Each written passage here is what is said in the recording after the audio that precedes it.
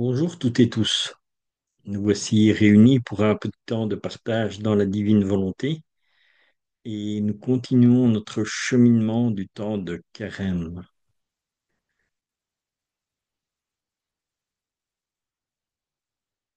Alors, voici donc les deux textes du livre du ciel que nous méditons pendant ce temps. C'est le tome 12 au 14 août 1917 et le tome 16 au 10 février 1924. Et quelles sont les lectures qui nous sont proposées aujourd'hui? Nous allons lire l'Évangile de Jésus-Christ selon Saint Jean au chapitre 8, versets 12 à 20.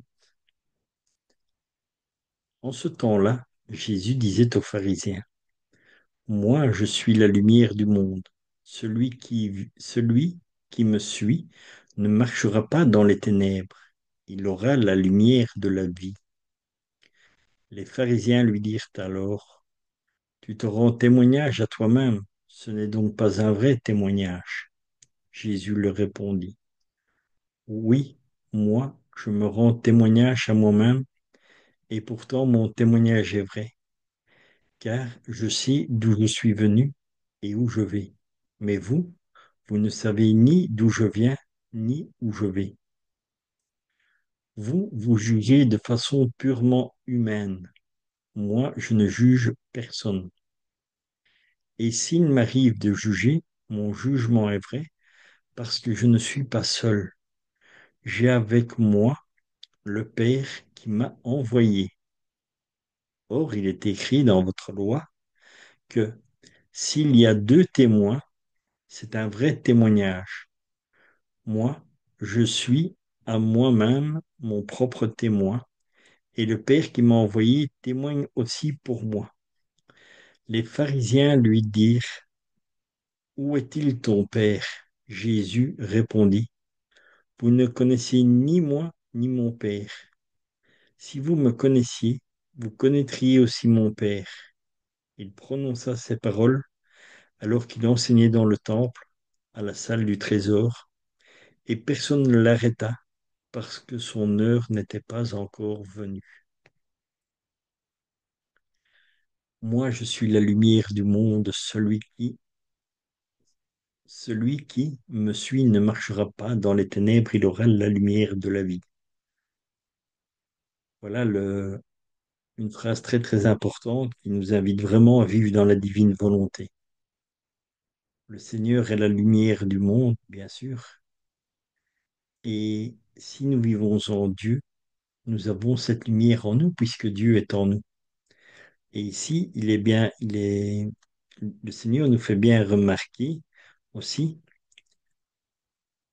oui, moi je rends témoignage à moi-même et pourtant mon témoignage est vrai car d'où, car je sais d'où je suis venu et où je vais. Mais vous, vous ne savez ni d'où je viens ni où je vais.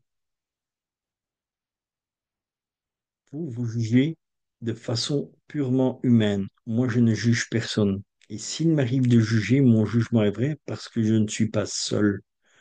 J'ai avec moi le Père qui m'a envoyé. Jésus dit qu'il n'est pas seul. Il vit avec le Père, il vit dans le Père et le Père vit en lui. Et c'est exactement ça que Dieu nous fait don dans la divine volonté. Dieu nous permet de vivre en lui et lui en nous. Et personne ne le voit.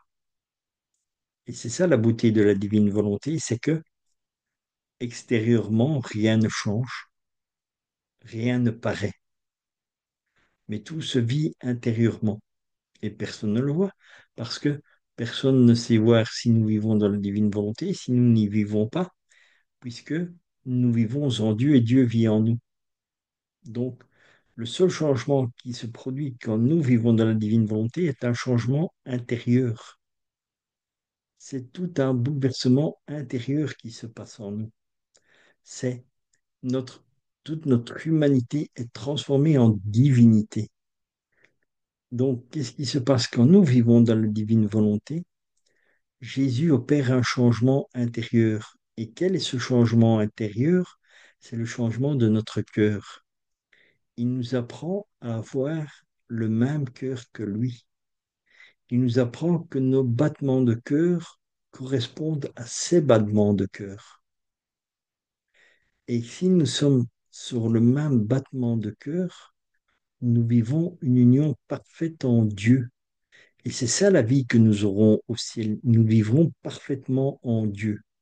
Mais Dieu nous fait cadeau déjà de la divine volonté ici-bas, en nous offrant la possibilité de vivre comme si nous étions au ciel. Nous avons toujours bien les pieds ancrés sur terre. Pour cela, on ne doit pas être inquiet. Nous sommes bien dans le monde, mais nous ne sommes pas du monde. Tout cela aussi est dit dans la Sainte Écriture. Nous venons de Dieu et nous retournons à Dieu. Et Dieu nous fait cadeau de la divine volonté afin que nous puissions cheminer. Et Jésus dit, moi je suis la lumière du monde, celui qui me suit ne marchera pas dans les ténèbres, il aura la lumière de la vie. Qu'est-ce que la lumière de la vie? La lumière de la vie est la lumière de la vie éternelle. Au ciel, il fait toujours jour. Pourquoi? Parce qu'il y a toujours la lumière. Il n'y a pas de nuit, il n'y a pas d'obscurité, parce qu'il n'y a pas de ténèbres en Dieu.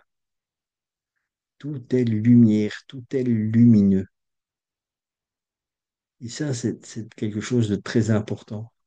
Et je trouve que c'est une belle méditation pour ce jour, c'est vraiment de méditer sur cette lumière. Ou encore, il dit, tu rends témoignage à toi-même, ce n'est donc pas un vrai témoignage.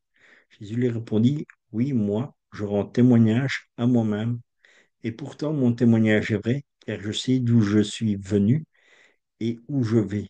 Mais vous, vous ne savez ni d'où je viens, ni où je vais. À cette époque-là, personne ne savait que c'était Dieu. On le découvre au fur et à mesure et Jésus le dévoile à qui il veut le dévoiler. Et c'est pour ça qu'il dit, vous ne savez pas d'où je suis venu et vous ne savez pas où je vais. Simplement parce que Dieu dit qu'il vient de Dieu, il est Dieu et il retourne à Dieu.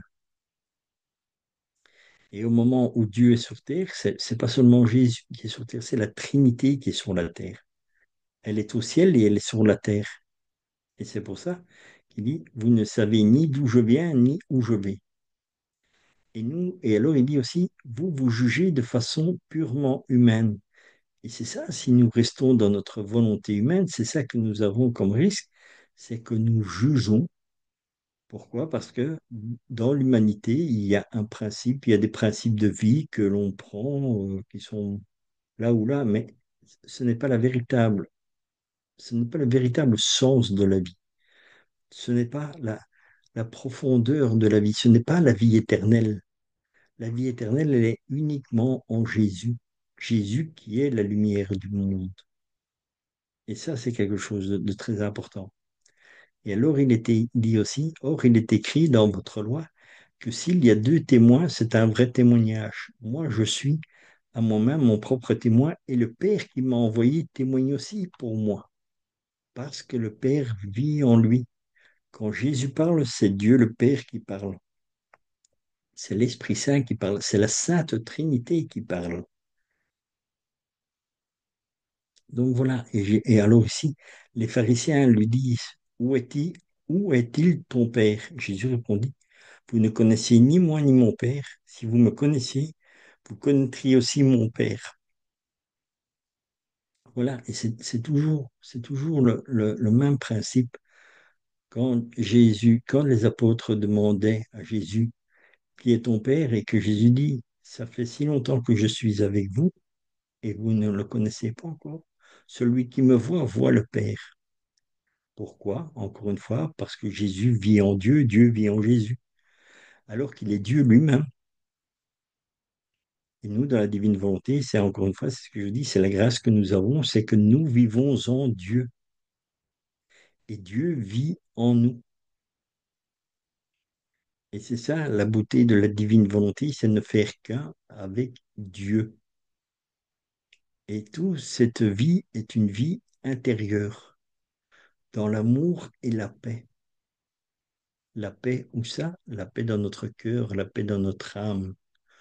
Donc, quand nous vivons dans le monde, tout est agité, tout s'agite autour de nous. Le tout, c'est d'avoir cette paix, comme Jésus nous l'a donnée. Le Seigneur dit, je te donne ma paix, je vous laisse ma paix. Mais pas la paix selon le mode humain, mais la paix de Dieu, qui est la paix divine, qui est la véritable paix. La paix et l'amour. C'est ça qui est indissociable de Dieu. C'est toujours l'amour et la paix. Parce que la paix découle de l'amour. Donc, voilà une bonne petite réflexion que nous pouvons faire en ce jour. C'est vraiment méditer sur ce que Jésus dit. Moi, je suis la lumière du monde. Celui qui me suit ne marchera pas dans les ténèbres. Il aura la lumière de la vie éternelle. Je vous souhaite une sainte journée dans la divine volonté, un saint temps de carême et à demain pour la suite de notre cheminement dans la divine volonté.